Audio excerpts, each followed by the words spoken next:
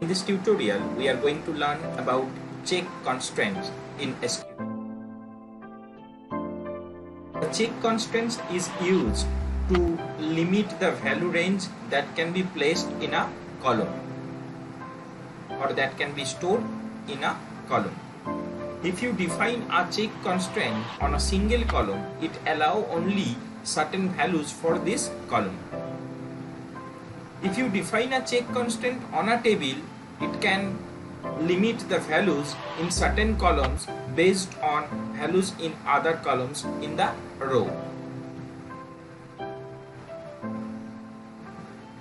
So basically, check is like a condition. Suppose you are creating a person table where there is a column named age. Okay, so you want nobody is able to insert their data till the time the person age is greater than or equal to 18.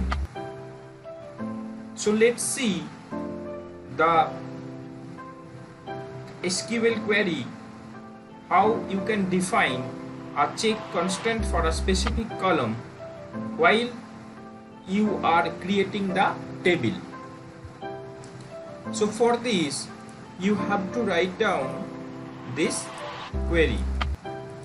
You can see the create table, then the table name, then list of columns, and at the end I have defined the check because check is the constraint name,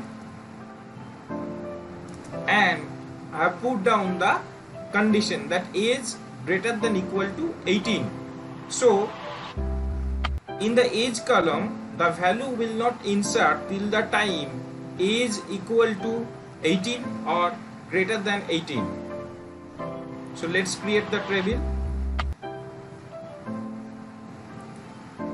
You can see a table has been created and age is defined as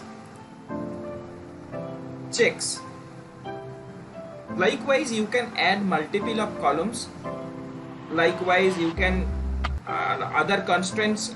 You can drop the check constraint. You can add the check constraint by using the alter table query. So I have given all the codes in the description.